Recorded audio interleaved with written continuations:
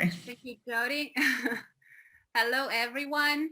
My name is Chris. I am a chapter leader for Impact Travel Milan, and I'm here with my colleague, Sarah. Hello, everybody. Welcome here. So we're very excited because this is our very first event. So we're part of Impact Travel Alliance. And today we're talking about sustainable Italy, how travelers can avoid greenwashed experience. So we know that before the pandemic, tourism here in Italy was mostly reported as overtourism. So for example, if we think about Venice and Rome, who were constantly overcrowded. And this certainly doesn't have a good impact on the environment and on the Italian heritage. So now the question is, now that the industry is changing, looks like, how can we visit those places in a more conscious way? And at this point, I would like to introduce you our speakers for today, who are Simone Riccardi, founder of EcoBnB. Hi, everybody. Roberta Leverone, technical director and sales manager at Find Your Italy. Hello, thanks for having me. Maurizio D'Avoglio, president of AITR. Hi. And Annalisa Spalazzi, regional innovation scheme strategic developer and program manager at Climate KIC. Hi, nice to meet you. So I am passing over to Simone Riccardi, the founder of EcoBnB. Yep. How can we become better travelers? And how do we plan on sustainable travel itinerary? Yeah, actually, I prepared a small presentation, but maybe we can just conversate. I think it's fine. Okay, yeah, and just.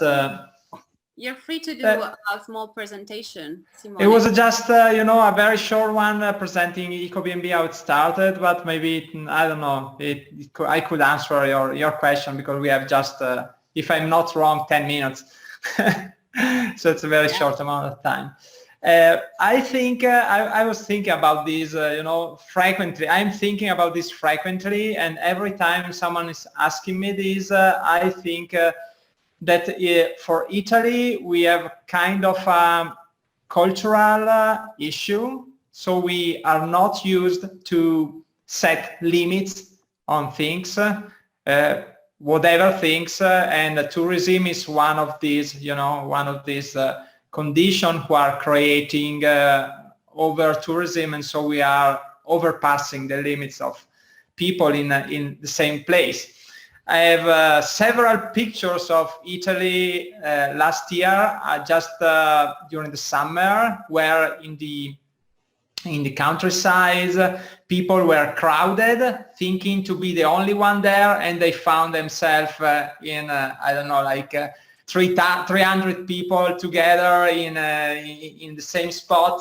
So it was not that very nice. And I want to compare. Usually, I compare over tourism with overbooking, but in the worst case scenario, that is, you have booked your room, you arrive at the hotel, you get your room, you go inside the room with your girlfriends or boyfriends or whatever, and another couple is entering in your room because they booked the same. So you find yourself in the same room together. And over tourism, this is my explanation on how bad it is for me, and I think also for people, because it gives a bad reputation for destinations, because maybe you go there because they describe this destination as beautiful and a very natural environment, etc.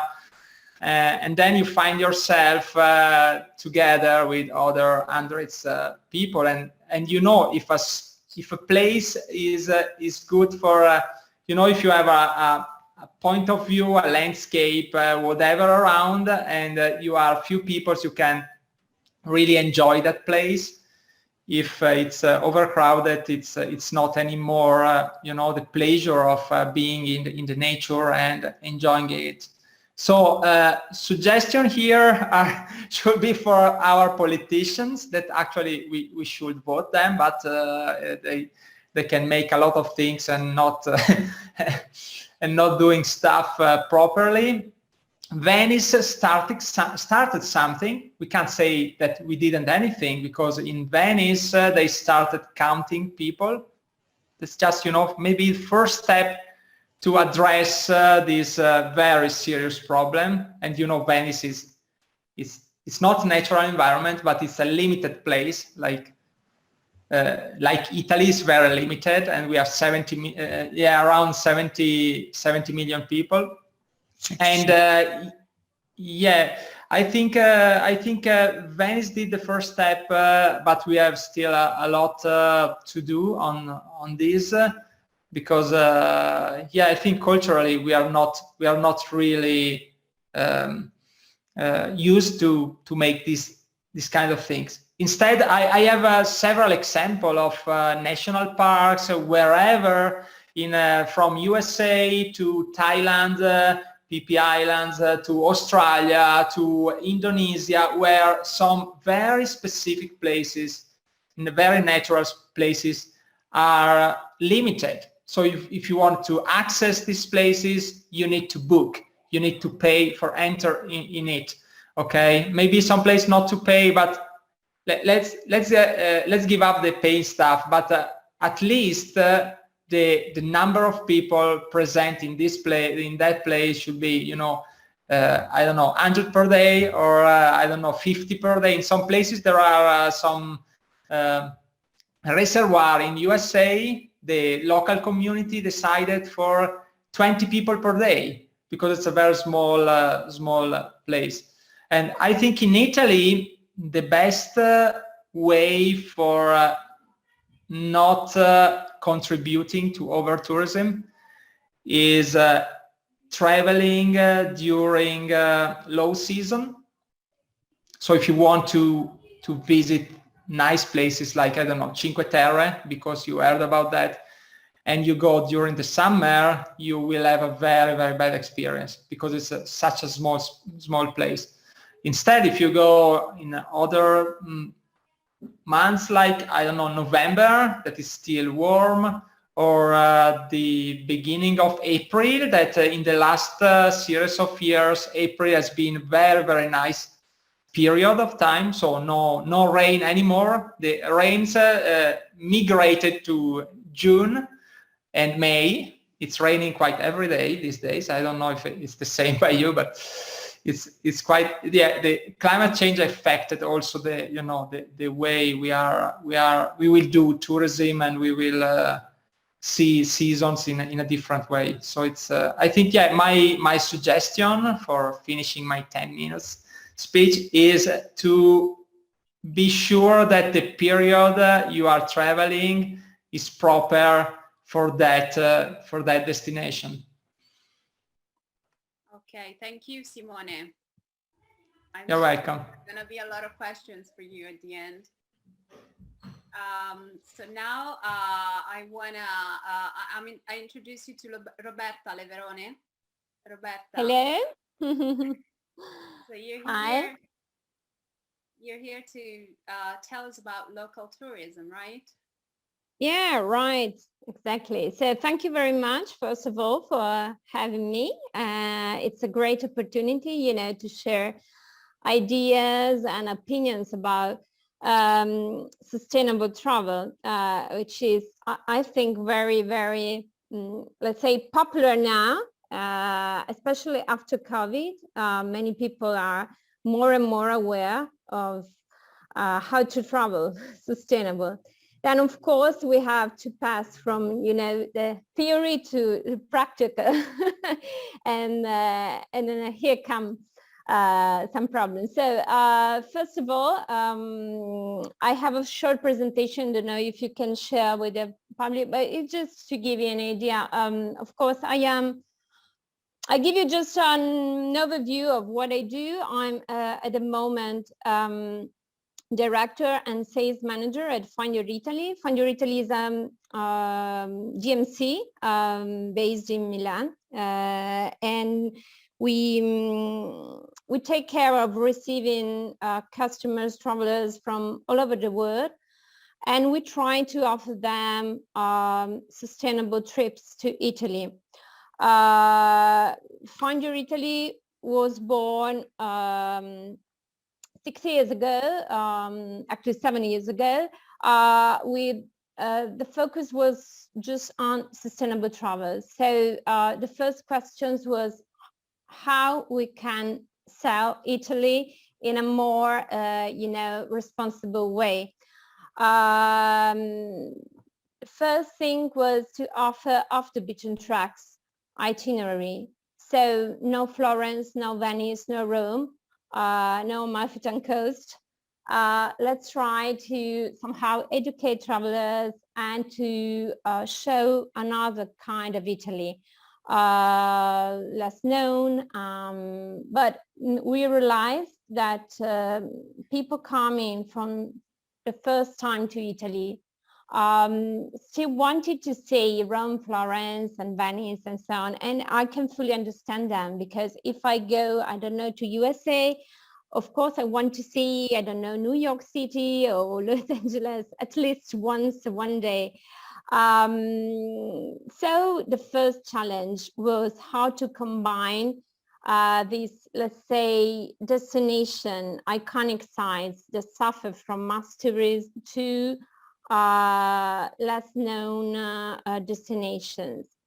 And then we thought actually about this motto, classic with a difference. So we talked with our local guides, with our local providers, and try to find itineraries and tours, excursions that can go a little behind the most, iconic monuments and so on. So we started some special itineraries, like, I don't know, in Venice or in Florence with our local guides, and to let, travelers discover some hidden gems and get more into local community and so on. So talking about me, you can send the second picture. I studied foreign languages, and then I started traveling the world. So I worked in Finland, I worked in Russia, and it was amazing when I said, okay, I come from Italy, and everybody was like, wow, Italy, it's such an amazing place. Yes, it is, exactly. We have huge cultural heritage. We have mountains, sea, lots of masterpieces, incredible palaces, buildings. But I think the most interesting part is still people, our local tradition, because in Italy, of course, we have a very long tradition made of food, wine, family traditions. And so why we don't show somehow also this part, to travelers? Okay, if we think about, okay, we can go maybe to the other slides. Okay, and also the other one, I think we can skip to the other. So for us, travel, what is customized, local, and responsible? So we decided to create tailor-made itineraries, really crafted on travelers' personal interests, and also needs and expectations. So in this way, we could also trying to find the most suitable way to visit Italy for our travelers, and also to add a kind of personal touch, and to explain also our vision of traveling to Italy. So we kind of create together with our partners trips to Italy, itineraries. Another thing is travel local. So we tend always to include the local community. They are a really important part of our experiences. And they're essential to really create authentic and genuine experiences. And they're responsible. Our way to see responsible travel is also to offer not so many destinations together. So have your time and visit properly a place. You can always come back to Italy again, maybe a second time, a third time, but take your time now, don't rush. And so include a limited number of destinations in your tour. Then usually we offer private tours or tours in very small groups, so no more than 15 people in the tour. So no big coaches, no, crowded tours and excursions. And also the locals, there is a huge difference, I think, in the last 4 or 5 years. Also travelers have changed a little bit the way of traveling, so they are more aware of what they want to do, what they want to see, and of course what they want to experience. So it's more an exploring versus visiting a place. So in the past, I think 4 or 5 years, in my opinion, travel industry has started to rethink a little bit the product with an increasing focus on customization, connection with the destination, non-conventional experiences, and sustainability. If we can go to the slide to local experiences. Thank you very much. Sorry. So travelers are now demanding more and more active, interactive experiences. And whatever the experience is, anyway, it's a people experience. So traveling is a way to connect us with other cultures, and the value of the social interaction created with local people, I think, is priceless. So local community can really make travelers live authentic and genuine experiences. And they are very important to us because from one side, of course, they offer genuine and authentic experiences. And from the other side, they really care about their territory. So you can be sure that they will try to preserve their territory, and they can also suggest to you the best way to visit a place, and which is the best period to go there, yes, without lots of people, and also to discover some hidden gems and go off the beaten track. Okay, there should be some other slides there. So we always try to support in this way local, local artisans, small wine and food producers. We prefer also to offer family-run accommodations. It could be a B&B or a boutique hotel, but something that can really give you also more intimate interaction with the owner, Okay, if we can go on, there are some other slides. If you can, thank you, go to the one that with the picture. So go local and share moments. This one, okay.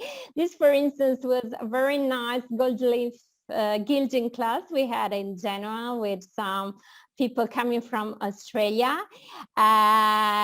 So actually one of the gilder is my husband. So I know that this is a very, ancient tradition that moved from Florence to, other places in Italy.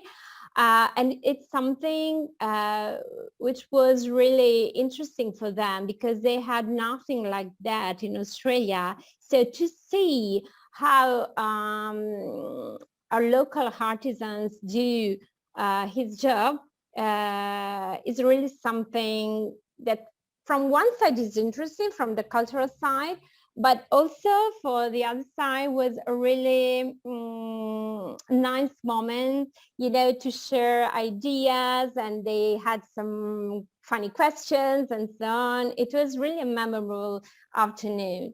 And I think that travelers will go back home with much more sense of, really visiting a place and know a place through the people. So yeah, go local wherever you can, if you can go local. Okay, very last thing. So I think that involving local community and also travelers in this process can help creating shared values.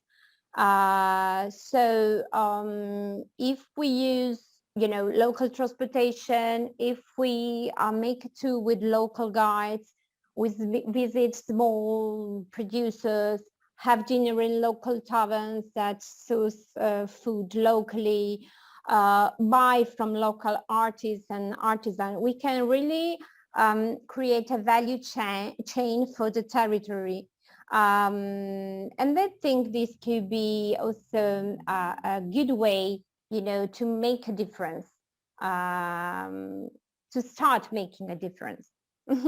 Okay. Of course. So thank you very much for listening. Thank you, Roberta. Now I want to meet you, Maurizio D'Avolio, Yes. president of the AITR, the Italian Association for Responsible Tourism. So Maurizio, tell us about sustainable choices and what we can do. Now I will present a PowerPoint presentation, but I'm not sure if I'm able to share the screen. So please do it for me, if because I sent you the presentation. Okay. Yes, I will share it right now. Thank you. You're welcome. Okay. Give me one. So just a few words about my association. It was created in '98, so it is 23 years old. And this is the first slide. You can see the definition of responsible tourism. This is our definition. Other definitions do exist. And, for us, now we can read it, but what is the main thing is that responsible tourism recognizes the centrality of the local host community and its right to be protagonist in developing sustainable and responsible tourism in its native land. So what happened in Italy, because we are talking about greenwashing, it happens that other organizations declare themselves as responsible. So what we can do, unfortunately, anyone can declare to offer responsible tourism because it is not a protected term, as for example, organic or biological in Italian. And so what we can do in these cases, we can declare that he or she is not our partner. This is first, because it is not a member of our association. The second, we can prohibit the use of our logo. It happened, and we had to intervene and to ask to exclude, to eliminate our logo. And we can affirm that, in our opinion, it is not responsible tourism. This is all what we can do, not more. We cannot avoid this use of the term of responsible tourism. Please, next slide. So the mission of AITR is the dissemination dissemination of principle and good practices of responsible tourism. At the beginning, this was an unknown term. Today, you can find this term everywhere. For example, in the documents approved by the United Nations WTO or other UN agencies, the European Commission, the member states, and you can find responsible tourism mentioned, for example, in the master plan of several countries. Please, next slide. So what happens? What happens today? Often the granting of permits and authorizations depends on the adopting of good, sustainable and responsible tourism practices.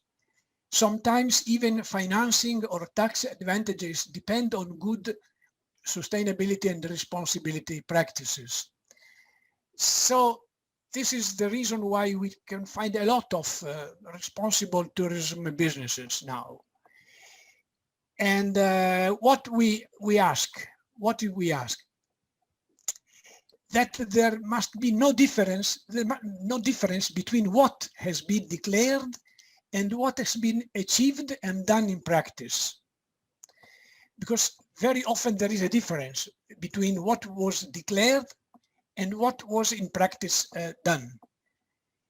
And that the commitments undertaken in a project are maintained and maintained.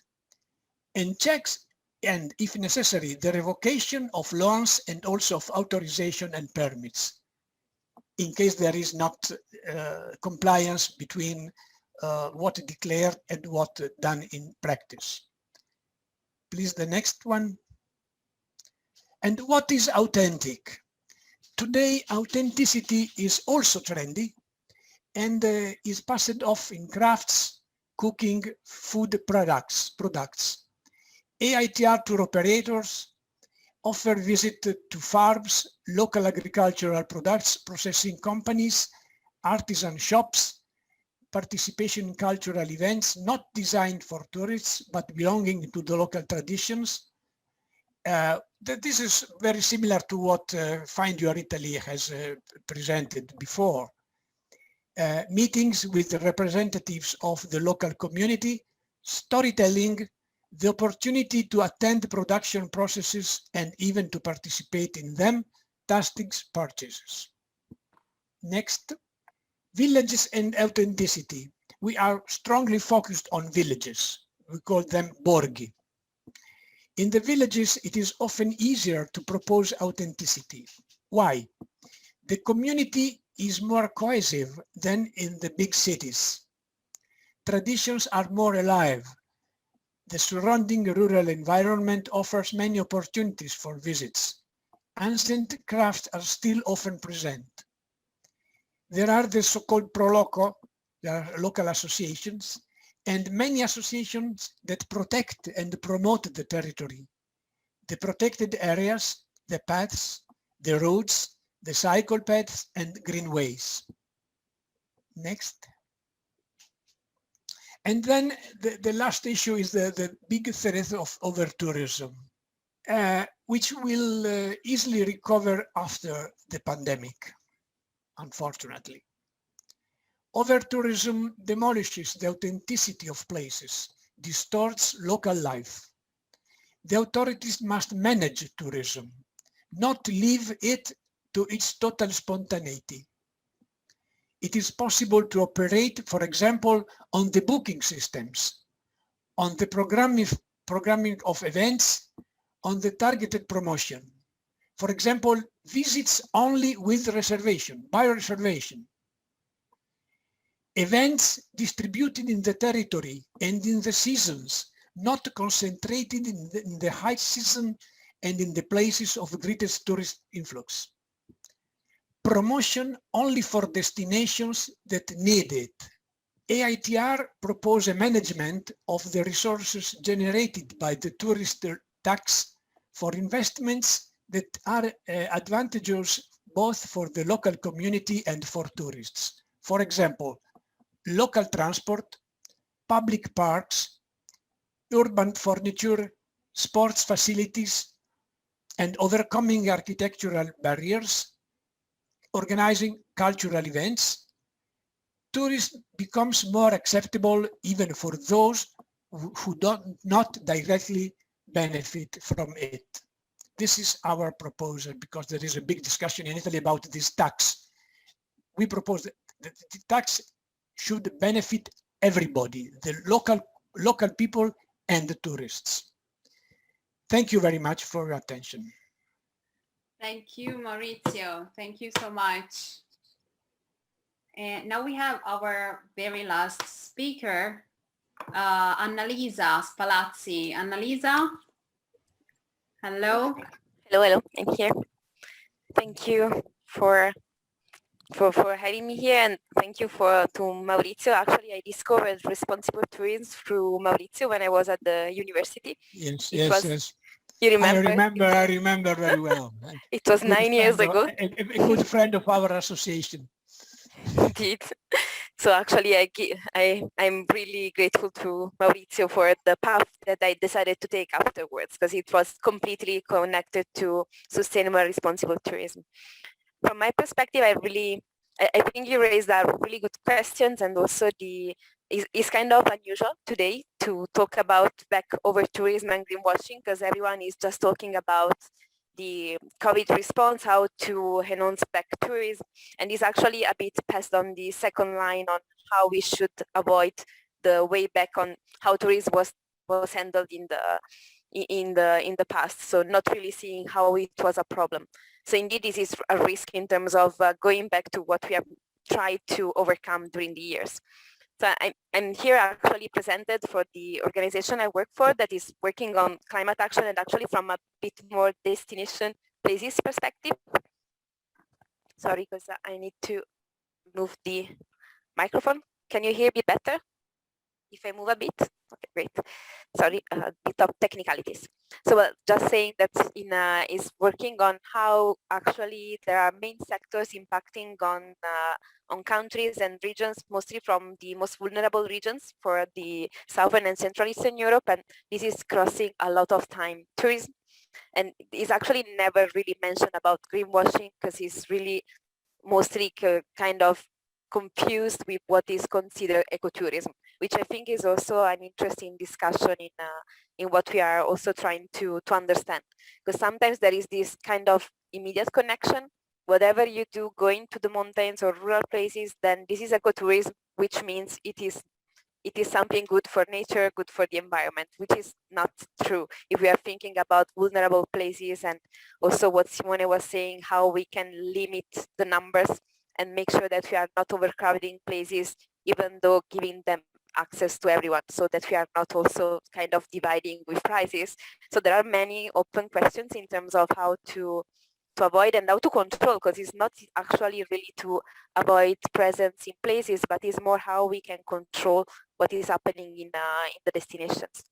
Another element that I think is really important, apart from this, that is more on kind of policy level and management level, there is also how people know, because we are kind of thinking that we need to train people towards what it means to be a responsible tourist, kind of explaining, and it's important to have such discussions, but probably is even more important how we can make them experience what does it mean to be a responsible tourist, and this is what we are trying to do through another hat that I'm wearing here with the Responsible Tourism Festival. that is born in Italy and is actually an activity that is spread across more than 27 places across Italy, and is actually working with people and living events and training the territories, so not people but really the destinations, on how to work to welcome responsible tourists. This is because also sometimes we are forgetting that I can be a responsible tourist, but I need the destination to be ready for it. Because in the other side, if I don't find someone that is ready to offer what I need, in the end, it's not going to anyway be sustainable for the environment. What it does, the Responsible Tourism Festival, and I can share the link. So I'm not sharing slides so that you can check later. There are a lot of things and places that are available. Is inviting people to join the events, and so to learn what responsible tourism is through action. So you are actually experiencing how it is also to travel, not going far, but staying in the back of your houses and maybe in your same city, but seeing it with different eyes. So to become responsible, starting from home and then traveling and bringing it back home, which I think is the better way to educate in terms of such action. And tourism is also recognized for its really high value of non-formal education component. So in the other side, while making people travel, making them happy, you are also teaching something on not only how to be responsible while traveling, but actually how to be responsible and take care of the environment once back, and also in their own places and their own lives. So the festival mode is actually also a way to make it in a easier way. So not to force in terms of education, but to experience and to live and to explore places. So it is for tourists and people and inhabitants, but it's also for the organizations that are organizing it. Because sometimes we are simply not ready or simply not even understanding. And it's not said that greenwashing is coming only because of bad faith. Can also come just because I don't know what is the impact that I'm having. And I'm just seeing that it's good if I'm in a rural place, in a mountain place like the one I'm living in. It's really a small village in the mountains. There is beautiful places, everyone coming, and you might feel as an administration that you have done something good, because now finally people are coming, the place is visited, the economies are starting. So might be that simply I'm not aware of what is the impact that I'm creating. So why also to create such network of places that want to endorse with, an approach like sustainable and responsible tourism might help in spreading the approach on how you should develop also the offer side. So not only the demand, but also the offer for places, so that we can prepare destinations to receive activities like Find Your Italy, like Roberta was presenting before. So sometimes might be hard also to find who can be hosting such activities. Hence, that's I think one of the best examples. So you can check on the website. There are several places that are adopting this kind of approach to destination. There are more than 700 organizations involved, because sometimes also something that we are forgetting is that tourism is not only the hotels or restaurants, so what we recognize as immediately as tourism activities, but this is the whole set of activities and associations, NGOs, organizations, and everything that you can find when you go in a place.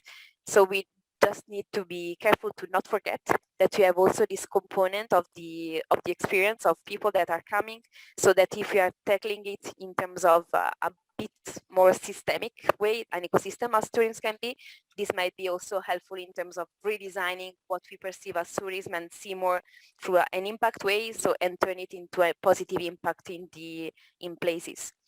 And I wanted to share this experience because I think it's the more practical, and sometimes we are just asking, what can I do? Because it's I've understood I don't want to be doing greenwashing. I want to be someone that is helping places to thrive, but in the other side, I don't know what to do. So there are many ways in a sort of a call to action on what can be done.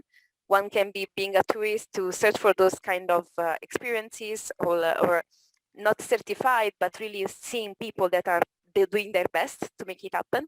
Join movements like this one that is really on the positive side and learn from what others are doing is always the best way to start in terms of building new expertise and non-formal educating people to try to be to be able also to understand what we mean with those concepts that might be sometimes hard just to get in terms of theoretical terms.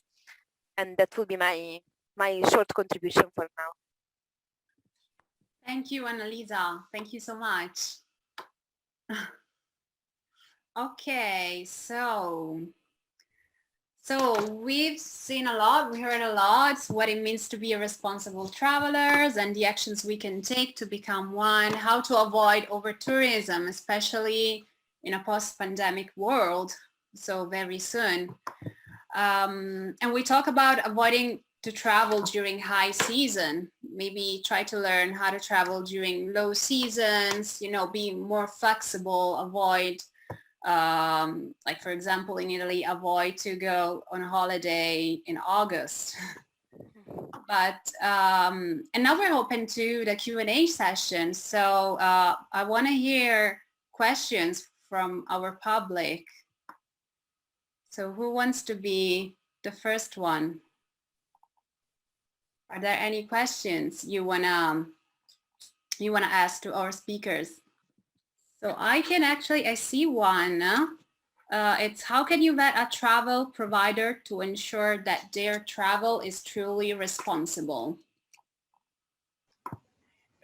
Well, I replied to this question that in our association, all our tour operators must adopt some good practices. For example, the limited number of participants, 12, for us is 12, and the preparatory meeting, and the accommodation, catering, and other services must be provided by local community, for example, families or cooperatives, not big resorts, not big hotels, owned and managed by foreigner investors. And in our programs, we are always some meetings with the local people are planned. So these are some rules, and tour operators must adopt these rules, these good practices. Of course. And now I have a question. But we don't have any kind of certification, unfortunately. We are not able so far to adopt a scheme of certification. We'll try. Are we gonna have this kind of certification soon, Maurizio? Like, do you think?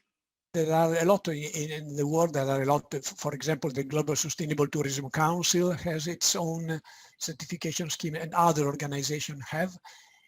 But it's a long wait. It means there is a problem of cost, and the cost is very labor intensive, and so there are a lot of problems for adopting a certification scheme. I would like to know if somebody participating in this meeting has adopted the certification scheme. I would be very much interested. Yeah, feel free to write it in the chat. Okay, now I have a question from Mirko Buzzelli. A question for Simone. Simone, what are the standards required for accommodations to be part of EcoBnB, and what makes EcoBnB different from other booking platforms? Okay, thanks. Okay, standards are, the main standard are 10, okay, that we researched through all eco certification for accommodations. So there are different already well-known certification companies or yes, association or yes, for example, the Eco Label or Green Key. So we just got these already certificators, and we made a matrix out of there, and we took the most redundant. So I tell you some of them. We are requiring 100% renewable energy, so energy from renewable sources, organic food, accessibility without a car, cleaning products, organic cleaning products, and energy efficient buildings. That's very important for the future, especially for the summer, where a lot of energy is required for, especially in Italy, for keeping buildings fresh and livable, and so on. We ask 10 of these criteria, but an accommodation could have just 5 out of 10 for being part, and we assign different leaves. We have a leaves rating instead of of stars or whatever, and each leaves we have means they got 2 criteria, and so the total of leaves are 5 leaves. I don't know if I answered. Thank you, Simone. Okay, and next question is to everyone. How can individual travelers travel among small communities and know that we are not overloading the local resources? How can we know that? That's a good question, actually. So who won? Okay, my idea is that when you go to small places, not big destination, okay, you are feeling that the people are in business there are local people, because they are small destinations, so not big investors came from outside and changed, the balance. And I think it's one thing could be, maybe not going to big destination, and or going there when not the others are going there. I don't know, it's something very, and something that I'm telling during my presentation is that we all want to travel far and everywhere, but we have a lot of beautiful places around the corner, with I don't know, 200 miles or very, very close, and we have beautiful places. And before taking airplanes and polluting, because still 70% of the pollution is given by travelers, and these more than half is given by airplanes. So take train or take electric car, or also a car, but traveling with shorter distances is much more sustainable than thinking to travel the world, going across the ocean. And this is another thing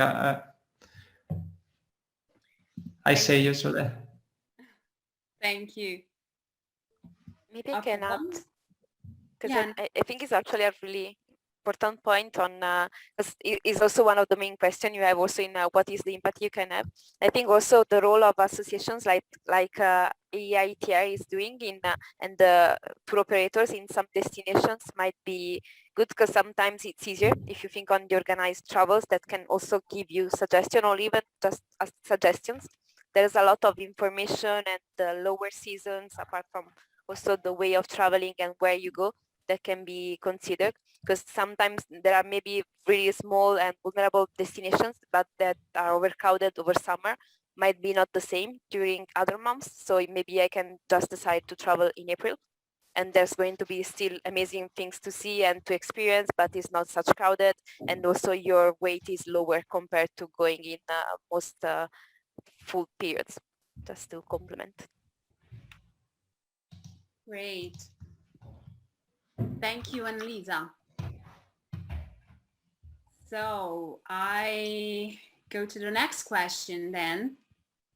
How can, do you know of any organization in Italy like Green Key that properties can use as a certification? Yeah, there are, I don't know, I know certification for hotels, for bed and breakfast, you know, for host, could be IAB, they are certifying for eco accommodation, and then another, also from the Emilia-Romagna region, there is another certification body, right, Maurizio? And Legambiente also has its own. Legambiente, right? Yes, Yes, yes, correct. Yeah. In the linked past, to we visit the international certification scheme. And Yeah. some hotels have adopted the eco label, the European eco label also. Not many, but some. Great. And just to connect to another questions, are there any other Italian associations that educate on responsible tourism? We are the only one. No. There are some universities. Some universities are involved in education for responsible tourism, and environmental associations also, just for ecotourism. But our association is the oldest, and we have in our membership we have some 20 tour operators, 10 NGOs managing projects in the international development cooperation in the south of the world. And we have also some small publishers, two or three publishers. And we represent many activities. And now we are involved in another big initiative.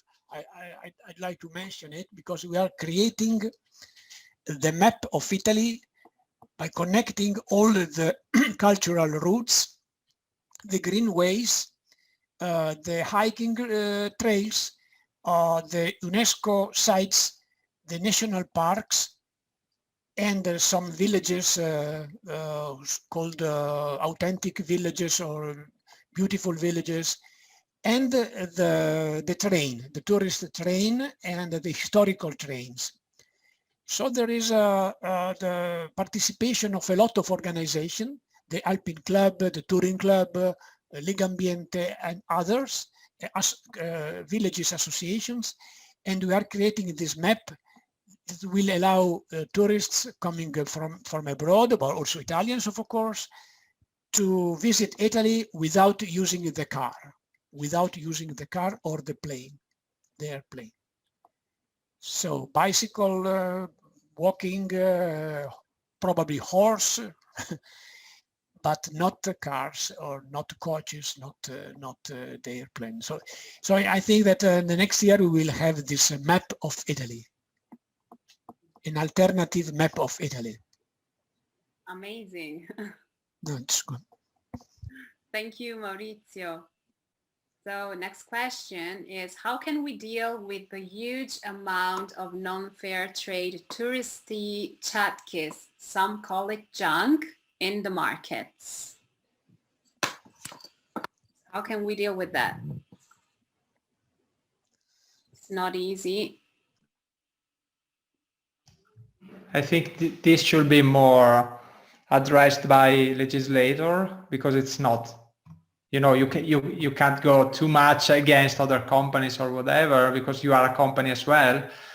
And and it's not easy to spot maybe behaviors or if a destination is not committed to be green, everybody can especially in Europe, everybody from all over Europe can come and do whatever they want. So they just cash out the money, they bring money, I don't know, to Holland or to Ireland, where they have their headquarters, where they are not paying taxes or paying less taxes. And Thank this is you. my answer. Thank you, Simone. So next question I think this is addressed to Roberta. It says, I would like to know a little bit more about classic with a difference. Are such tours being reserved by individuals who may already be interested in this type of tourism, or has this campaign caught the attention of travel agencies and advisors who are working to encourage their clients to consider such options? If not yet, what are your plans to educate agencies and advisors who could direct clients in your direction to go beyond Book Me Rome, Florence, and Venice? Yes, so thank you for the question. Exactly, we are working mainly B2B. This means we are working with other travel agents, travel operators. And we notice when the clients are here, because we always try to meet them when we can, of course, or to have their feedback. And we notice that sometimes travelers are more aware and they want to have a more responsible experience than actually the travel agents or tour operators. This is why, because of course, if you propose Rome, Florence, Amalfi Coast and so on, you are quite sure that you're going to sell the trips, because these are places that are already known everywhere. They are beautiful places. You don't have to explain to customers what you need to do there and so on. And sometimes also travel agents even don't know what's behind these destinations, because sometimes they don't sell only Italy, but they sell all the world. And so they know very little about our countries, and they know very little about what to do except from these big art cities. So that's why we started to promote these itineraries with our partners and to create also some, webinars, some, let's say, guides, also to show our travel agents what they can really offer to their clients. So look, you can, and this is mainly through experiences, okay? Just some examples. Venice, okay? Most of the time, our customers require to stay at least a couple of nights in Venice. Okay, you want to go to Venice, I can understand it. But why, instead of going to Burano and Burano with thousands of visitors, why we can say Mazzorbo, for instance? There is a vineyard right in the lagoon. They are producing very particular white wine. Let's go there. Let's speak with the producer. Let's see how they renewed also this cultivation of this grape. Let's go to Palestrina. It's another island of the Venetian lagoon. We went there with our guide and discovered all the island by bike. Again, it's completely away from the crowds of Piazza San Marco. And maybe, okay, you're going to see Piazza San Marco as well. Go there, stay 20 minutes, and then let's go, let's move on and enjoy an afternoon in Palestrina. And they are starting, travel agents, to get feedback from their clients once they go back. And they are very impressed of these, experiences. And I think this is also a very important point that can a travel agent, if they are proposing something different, they can, in my opinion, also be more competitive, because they can differ from others. And they can really offer some exclusive, memorable experiences.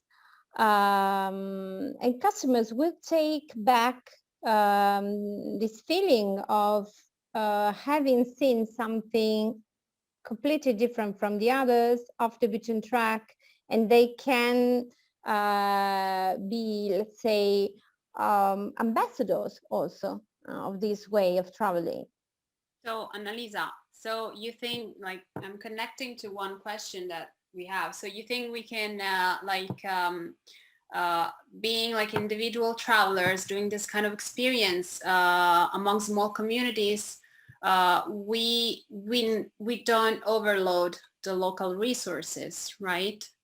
Yeah, indeed. Well, fully connected to what Roberta has already said in a way that I think is also a way to avoid these kind of situations to happen. Okay, thank you, Roberta. Thank you, Annalisa. Thank you, Maurizio. Thank you, Simone. Time is coming to an end. It's time to wrap up. I want to thank you, everybody, for participating to our very first event. So we are the Impact Travel Alliance Milan chapter, but we really care about being like, we want to represent the whole Italy right now. And thank you very much. Feel free to email us if you have any questions. And as an event attendee, you'll be registered for our newsletter so you can stay up to date on our future events. And our newsletter also includes roundups and resources for traveling more mindfully, like blog posts with tips and best practices. And if you are interested in joining us, the Impact Travel Milan team, there will be a link to an application from a form to volunteer in our post-event email. So we welcome everybody, everyone who wants to be part of our team with Sarah and I. And thank you again. And I very much look forward to seeing you at our at our next event, which is going to be soon, hopefully. Thank you, Annalisa. Thank you, Roberta. Thank you, Simone. Thank you, Maurizio. Thank you, Jody and Vinci and Impact Travel Alliance Global Team for helping us doing this event. And I'll see you next time. Ciao. Thank you. Thank you.